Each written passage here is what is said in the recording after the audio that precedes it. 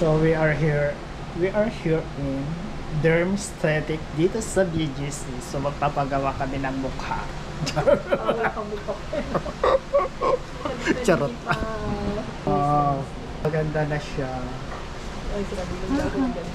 Kasi ikakasal na ulit siya sa charot. Papagawa nga din ako ng mukha dito. Mukha. So, ang tatanggalin yung ilong.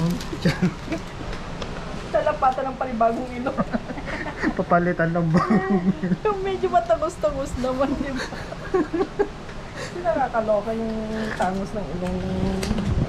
Pero ma'am, kala mo, tumamit mo si Doc. Masabihin niya sa'yo, tanong saan pa, ilong, gawin na natin yun. Naku, gagawin agad yun. Grabe naman. Totoo. Hindi nga po. Nakikita niya sa'yo na po pwedeng gawin.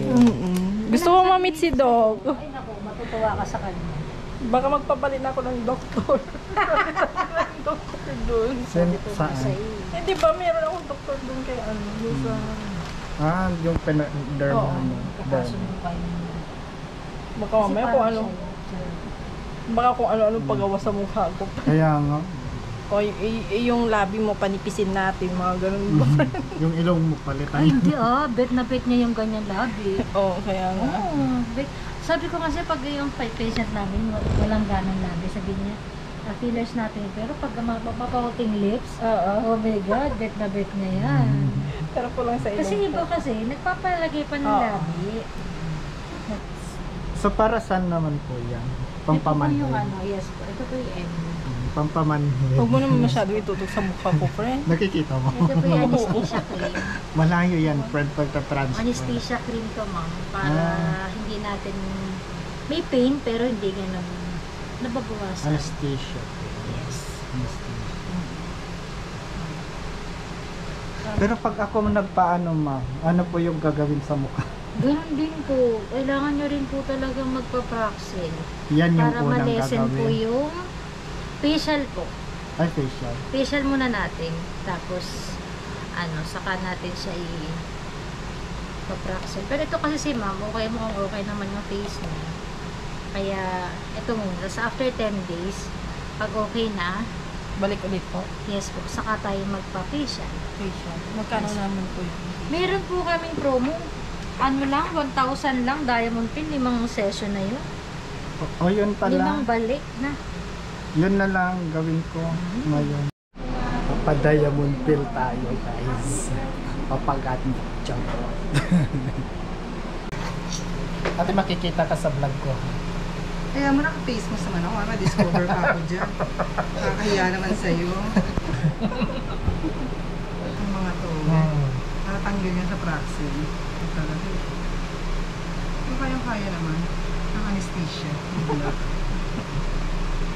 Sanay naman ako masakit. Oh my gulay. Yan talaga ang buhay.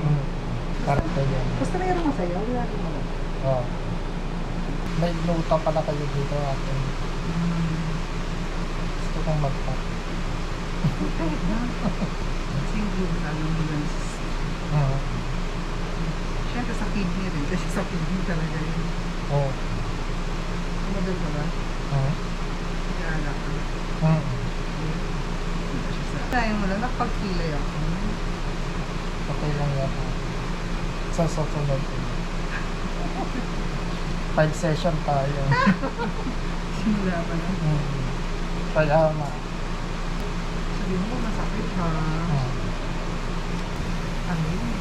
Pero ang layo ate ng gagawin mo. Sana yun na rin. Dati nung bago, parang hirap ng hirap. Pagod ang katawan nito. Ngayon, dead man na.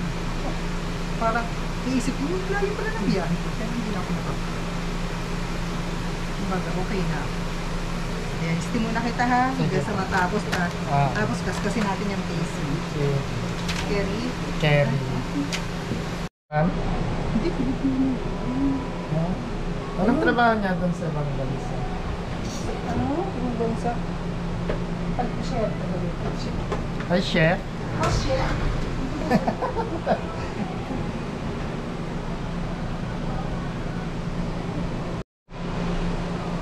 Sorry. Sorry.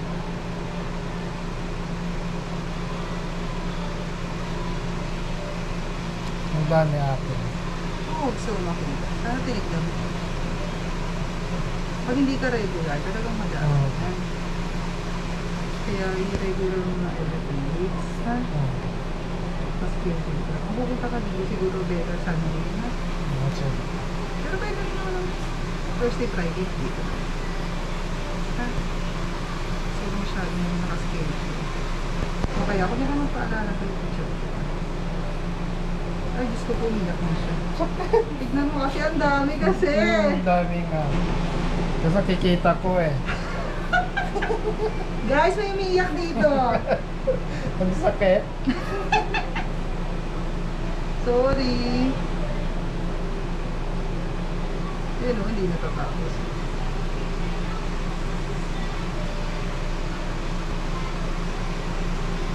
Hindi natitigil.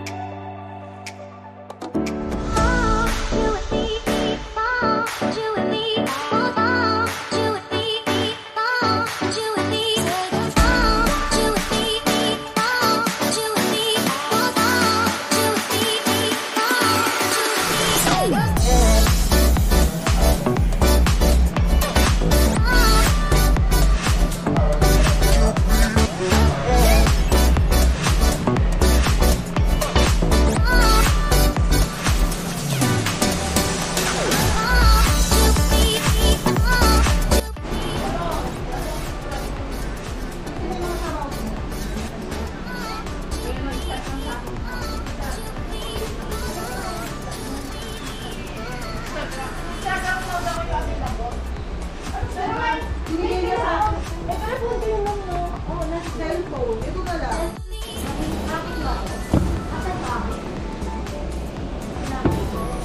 Tanggal yung itin-itin mo.